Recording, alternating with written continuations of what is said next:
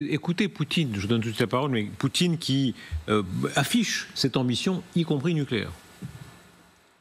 Il ne s'agit pas de décision politique, mais de la logique des opérations de combat.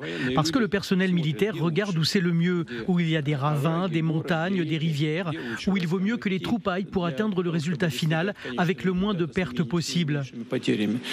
Il y a une certaine logique dans les opérations de combat et les troupes se retrouvent dans différents territoires. Mais vous savez, nous avons ce vieux dicton qui n'est ni un proverbe ni une parabole, mais une vieille règle. Partout où un soldat russe pose le pied, c'est à nous. Qui disait ça, il parlait du drapeau. Partout où on plante le drapeau, jamais on ne le retire. Pour le moment, sa priorité, c'est l'Ukraine. Et c'est effectivement, parce que comme Donald Trump cherche un accord, lui, il veut conquérir le plus rapidement possible, surtout Donetsk, mais également probablement la région de Zaporijjia et plus ou moins celle de Kherson, qui est peut-être un petit peu plus difficile. Pour le reste, quand en 2018, il y avait déjà eu une démonstration des armes hypersoniques russes, Vladimir Poutine avait dit quelque chose qui est intéressant. Vous n'avez pas voulu nous écouter, maintenant vous allez nous entendre. Et je crois qu'il y a cette volonté de dissuasion qui est très importante. Oui. Et l'économie, c'est pas sa priorité. Il veut être craint. Il veut que la Russie soit crainte. Donc il est dans cette logique. Et il ne faut pas oublier que de l'autre côté, dans l'OTAN, on ne parle que de se réarmer. Et de se réarmer contre qui ? Contre la Russie.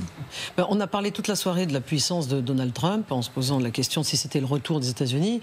C'est exactement l'inverse finalement pour Vladimir Poutine. C'est-à-dire que lui, il rêverait être capable de faire ce genre d'opération, larguer une bombe et décréter lui-même, comme l'a fait Donald Trump, que la guerre était terminée, qu'elle avait duré 12 jours et que c'était grâce à lui qu'elle était terminée.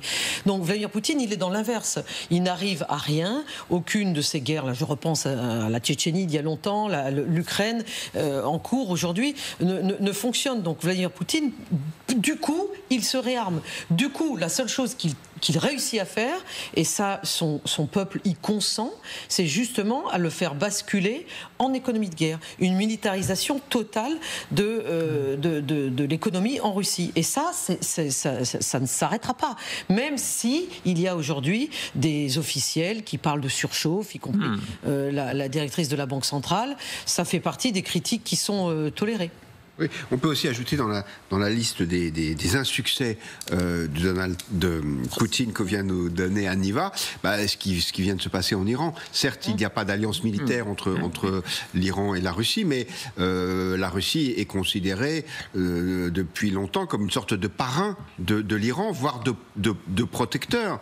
Et Vladimir Poutine, à part protester contre les opérations israéliennes puis américaines, en disant que le droit international n'était pas respecté, ce qui dans sa bouche est assez savoureux, pour le reste, il n'a rien pu faire. Et puis sur le drapeau russe qui plante partout, il y a un soldat qui a un drapeau russe, c'est la Russie. Il avait planté son drapeau sur 2 bases souveraines en Syrie. J'ai l'impression que les drapeaux n'y sont plus et que c'est plutôt le drapeau turc ou le drapeau du frère musulman Al-Shara qui s'y trouve. Et donc effectivement, Poutine, il recule. Enfin, il faut rappeler quand même que la Russie était signataire de l'accord de 2015, négociatrice et signataire, et que cet accord qui est encore en vigueur jusqu'au 18 octobre. Voilà.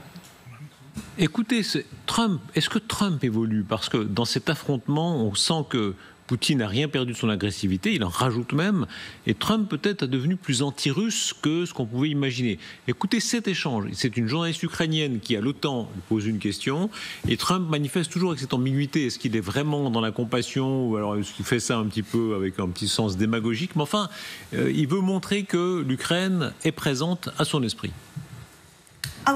D'où venez-vous ? Je viens d'Ukraine.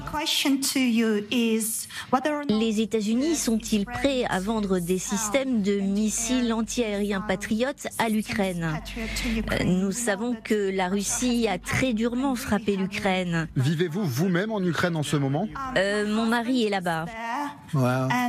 Eh bien, je peux voir, vous êtes très... C'est incroyable. Je suis à Varsovie avec mes enfants parce qu'ils voulaient que je sois... Votre mari est un soldat ? Oui, Il est là-bas ? oui, C'est dur, non ? C'est difficile. Et vous vivez ici ? à Varsovie. Et vous êtes journaliste ? Je le suis.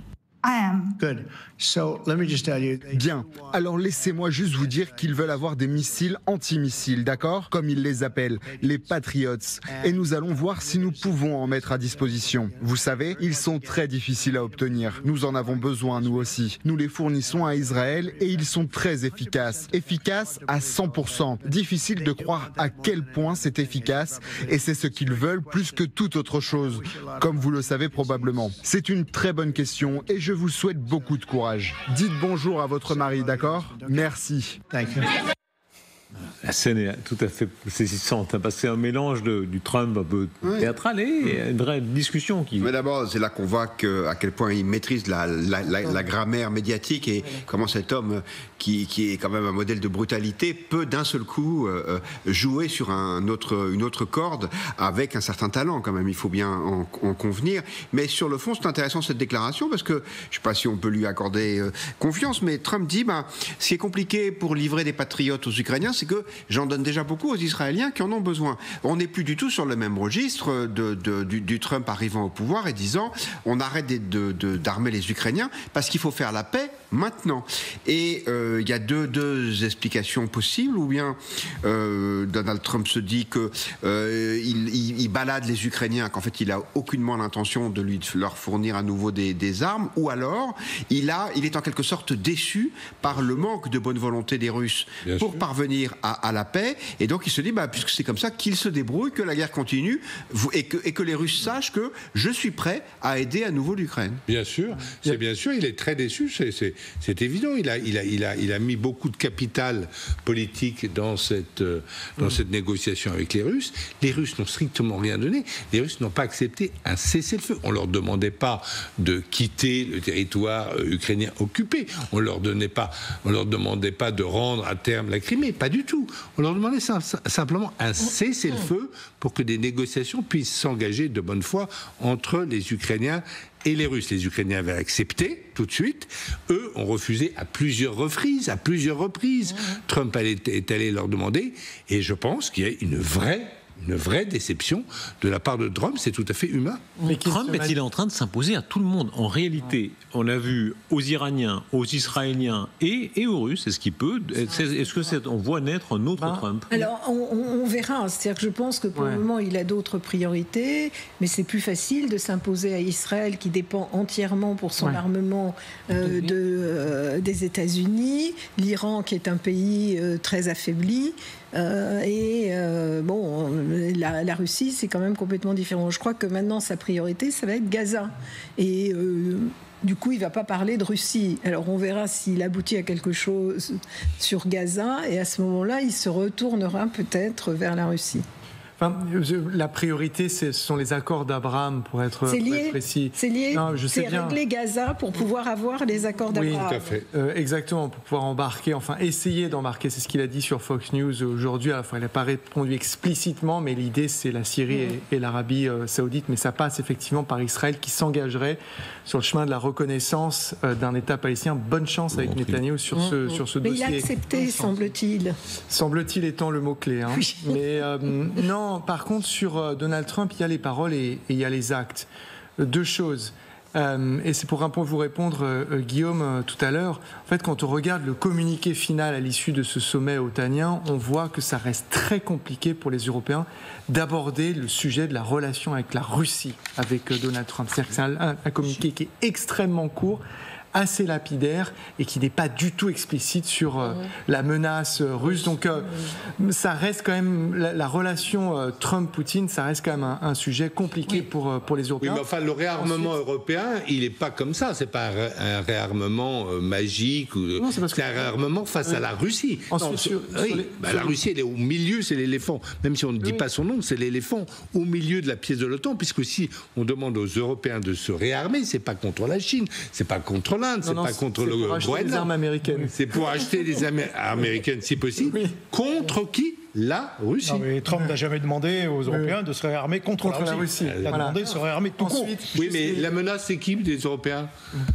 Non, mais Trump ne pensait pas. Il dit, voilà, en termes de budget, de pognon, il dit, voilà, on dépense beaucoup, vous dépensez peu, vous devez dépenser plus et nous acheter des voilà. Mais l'euro, nous, on n'est pas en Indo-Pacifique, sauf Macron qui s'imagine qu'il y est, mais voilà, voilà, notre menace, c'est la menace, c'est la Russie.